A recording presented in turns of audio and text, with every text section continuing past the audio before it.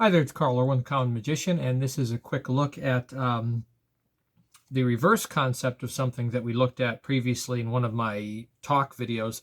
This is not going to be a philosophical talk, and some of you saying, "Thank goodness, finally, he's not going to speak his mind on something." This is really just we're looking at a control. The question arose that what kind of sequence would you follow if you wanted to keep the card of interest shallow to the top rather than deep to the bottom? Because we looked at a riffle, riffle, strip, riffle, cut sequence in a previous video where the card was deep, I think 44th position, somewhere around there, and making a fair looking sequence that maintained the card in that place. What sequence would I use to follow that same order of procedure but keep the card shallow to the top, say in the 9th position or so?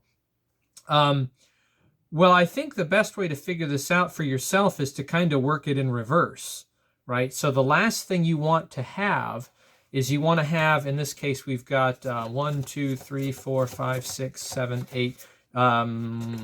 This is 9 is what we want. So 1, 2, 3, 4, 5, 6, 7, 8, 9. So the ace of spades is in the 9th position, and we want to maintain that card in the 9th position. So that's the slug that we have sitting on the top. It's not very big, but it's big enough. It's big enough that you have to be very conscious of it.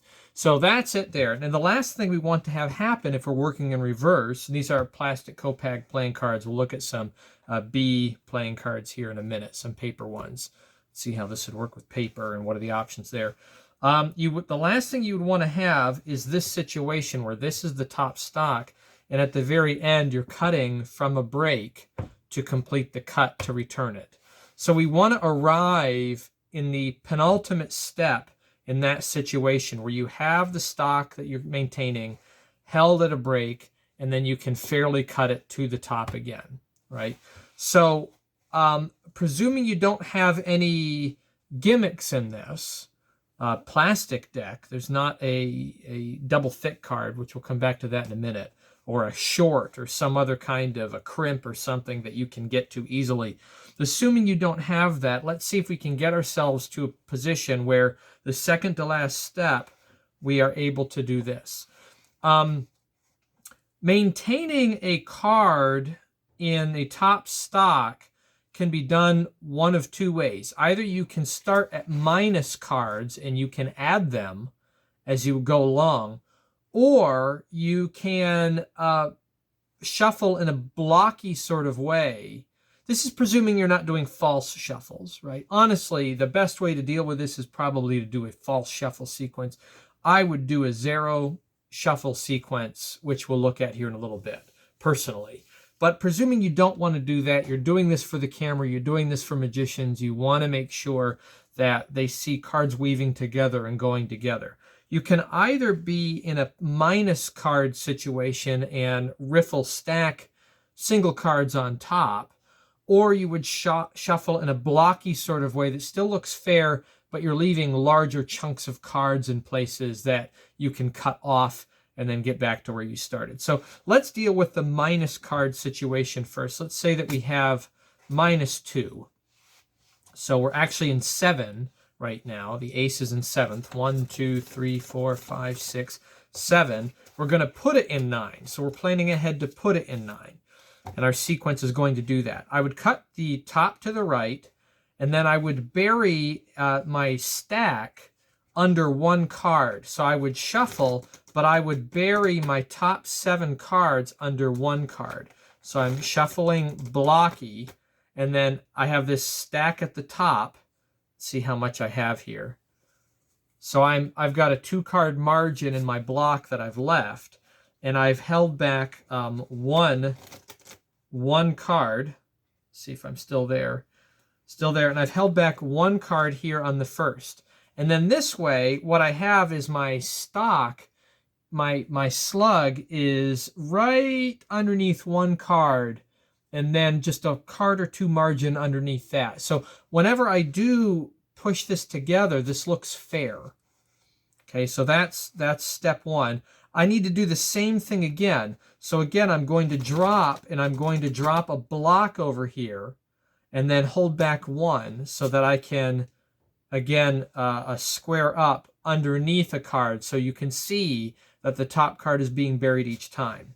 So that puts me in a situation where I'm now at 9. So what I need to deal with now is the I need to deal with the stripping motion. So what I'll probably do here is strip a small block, a very small block off, and then I'm going to strip another small block, but I'm going to jog this. And then I'm going to strip more on top of that.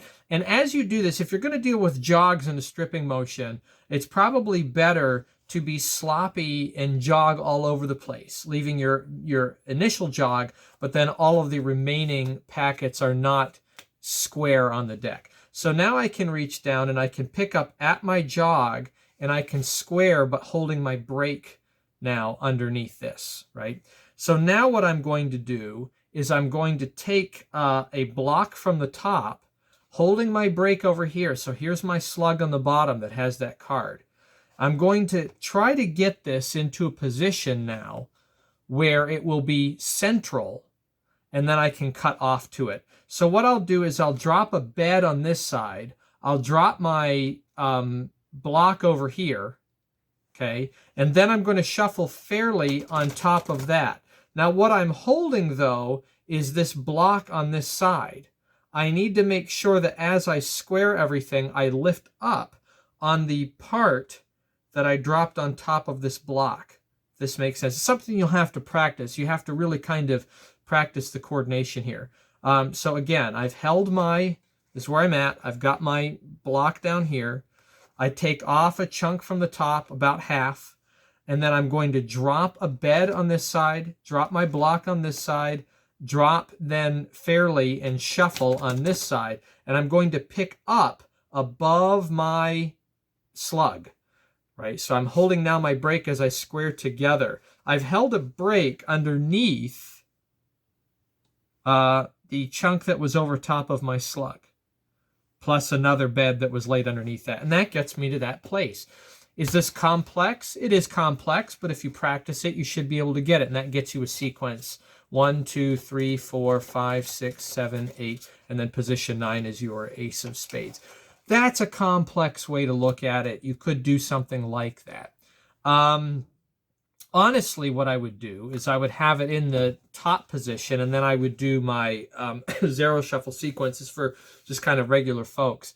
Now, would this be caught out on camera, fooling magicians? Yes, I don't think this would fool magicians. Magicians can spot a zero shuffle, even a very good one. But I would do a zero shuffle sequence. I would cut off to the right. I would zero shuffle under one card, right? Stack it together. Then I would cut the bottom section out now, and then I would zero shuffle underneath that. So there's a discrepancy, right? I'm taking the bottom and shuffling it in, and then I would zero that. And now I'm set in a position where I can strip from the top section down to my brake, which brings my slug back to the top. And then I'm going to shuffle. You could do a zero here and just shuffle it deep, or you could shuffle fair and then keep the block deep. Either way, it doesn't matter. I'll do the zero. So I'm going to zero, but I'm going to zero into the center. So I have a large chunk on top. And then I'm going to zero this in. And then what I'm doing is I'm holding my brake above the block that I'm pushing in. Then I take the top small chunk. It's about 1/4 to 1/3. And then I do a fair cut. And then again, I've got 1, 2, 3, 4, 5, 6, 7, 8. And then position 9 is my ace of spades. So that is really probably how I would handle that. The other alternative is to just follow the discrepancy where you're not burying the top card. I have a weave pattern back or a diamond pattern back. If you have this type of card, there's no border there. I can just lie, right? Sometimes deception isn't necessarily hidden in the cards themselves. Sometimes the deception is what you're saying, right? And the way that this kind of deception works is that I cut off the top, I maintain the top stock, and then I shuffle it together, and then I do it again. I could go the other way. I could take the bottom off. We've talked about this on the channel before, where if I start that over, if I cut the top to the right and then I shuffle on and I don't bury the bottom, and then this time I cut the bottom out and then I just reverse the exact same motion. So I shuffle fairly, but I maintain the top stock and then I close it up. Now, at this point, the spectator can see that what they thought was the top, because it switched sides, is going in the bottom. This is where I say, and each time I riffle, I bury the top card. That's a deception. That's a lie. What I'm saying is untrue. Okay, but I've said it after the fact. I've said it after I've already not done what I say that I am doing. So I've maintained my top stock. Now I can follow up with a strip, strip half, jog, strip, strip, lift up at the break. And now I'm set to actually bury the bottom, right? And I can bury that in. And then you can follow this up with a false cut. You just false cut it. So you have a, you could I don't know.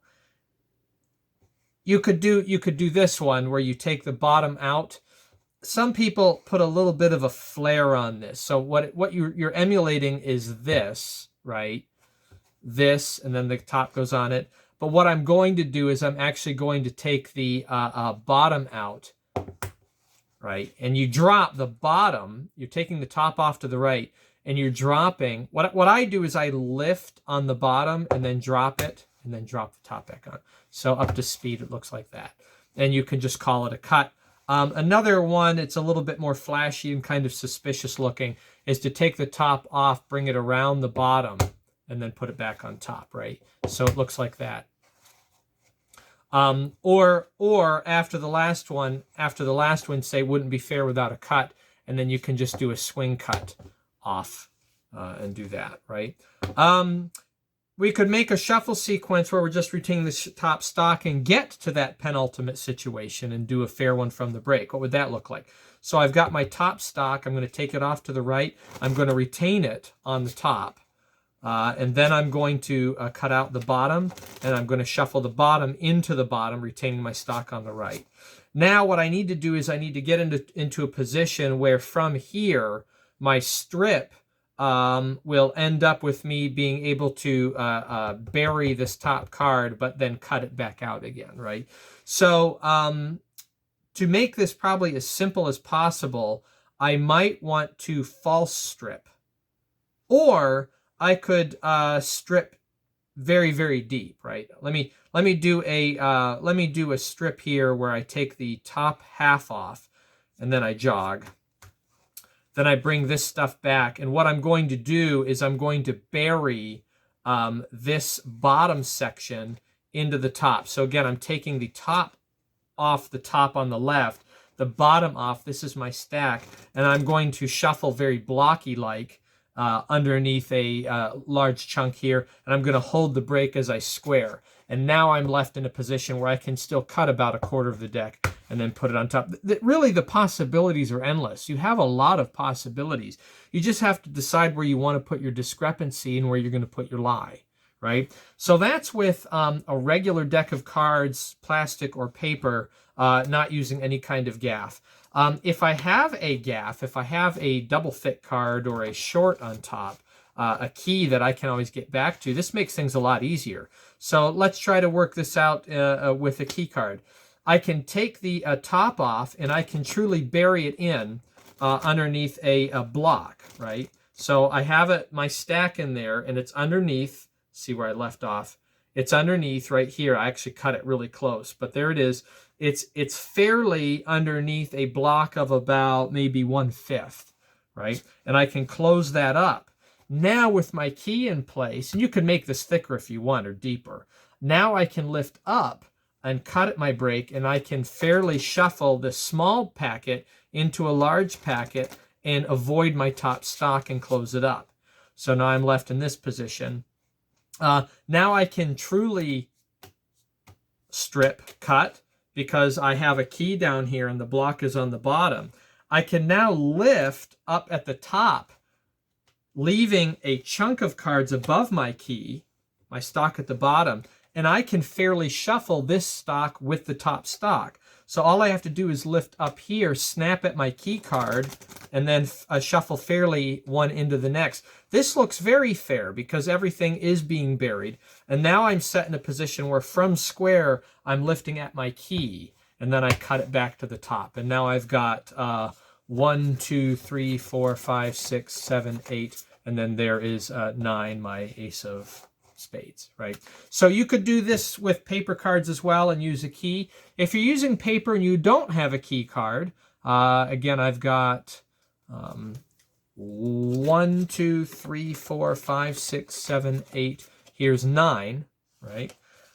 What I like to do, and you have to get comfortable with this, whenever I'm using paper cards and I'm doing table, gambling-ish kind of stuff, card control demonstration on a table, I will often use a bridge crimp. Usually I will use the bridge crimp in the last moment. So I will have the bridge laid in, and I'll cut a couple packets to the top, so you have the contrast of the bridge crimp with the bottom cards which have no crimp. And I can go directly from square here and cut right back to that top section. That's typically how I will use the bridge crimp.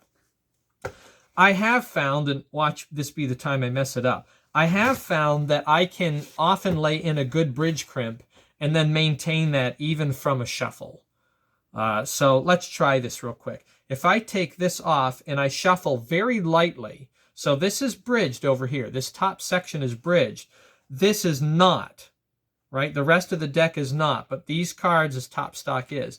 If I shuffle fairly, but shuffle light, so I'm shuffling blockily, I have a block on top of this, and I did not riffle, or rather bend the cards up very much. I'm holding at the back edge as I riffle, and then I square this. This is burying the top card or the top block above another block, and it looks fair, right? But if you look, I still have access to my bridge. It's still there, right? And I can do this again. And because I have my bridge there, I can actually drop the block first on this side. So if I just lift above that bridge, I can shuffle fairly on top of it and square it up. Again, if I'm being very gentle, I still have my bridge down here. So this is one way to deal with a sort of a crimping sort of environment. 1, 2, 3, 4, 5, 6, 7, 8, and then here is 9 over here. And you can manage with paper a good solid bridge into the deck. So this is where I'm at. It's now at the bottom. And what do I have left? I need to strip. So if I strip cut just a few packets, and I still leave a section on the top, now I can take off again half of the deck. My bridge is halfway up through. I can drop at my bridge on the right, or rather, it's best to deal with a crimp not by dropping, but by lifting up. So if you lift and then you just kind of release, your crimp will open up. And then I just riffle. This is really clumsy here. I drop it and then I riffle. Slippy. Drop and I riffle on top of my bridge, right? And then I close up. And now I'm left in that penultimate situation where I can lift at my crimp. So this is if you're not going to have a key and you really want to practice with this. And of course, the longer time you take on it, the weaker that crimp gets with time. You kind of want to be brisk and quick and practice in that way. A little bit of risk involved in this, but it is doable, dealing with a bridge kind of situation and then coming out, holding out that block. But I love using the bridge crimp. I love it because it allows me to cut, to dead cut. And that's typically how I like to use it. So if I have a card that I want to dead cut to, I can do a top stock retention. And then what you do the top stock retention, and then what you do is on the square up, you lay in the crimp, and then you can shuffle, or rather cut a few chunks on top, and then you can lift up at that crimp. It's still in there from square, and it's not seen. They can't see it, and you still have your desired card on the top. So bridge crimps, something that I use an awful lot. Impromptu, in an impromptu situation with a paper a deck that is in decent order. You want to make sure that they lay relatively flat. They still have some spring in them. They still have some rigidity. And then bridge crimps you can use in an impromptu setting without having to lay in like a Nash infinity control or some other kind of control that gets you, or prepared breather crimp or something like that. Bridge crimps are just excellent for maintaining a break from square, and they can be shuffled. They can be riffled on without ruining them if you're very, very gentle. I always shuffle from back here. You see, my thumbs are way in the back, way back here. I don't bend. The bend that I put in cards is very, very minimal. That's just something that I learned to do. It's nice and open, too. Some people will always shuffle right from the corners, right here. But that puts quite a bend into it, and it covers up the deck quite a bit. Sometimes that's what you desire, right? Particularly people have a version of a way of doing like a zero shuffle where they want to cover everything up. If they cover up everything, the fingers are in position to give a lot of control, and then they can square with finger coverage. I prefer to be open. It's just what I prefer, right? So when I do my zero, I'll have openness out here, and then I usually depend on pushing that top chunk and then pushing forward. And then what I like to do is I push down on the front of the deck so that it's kind of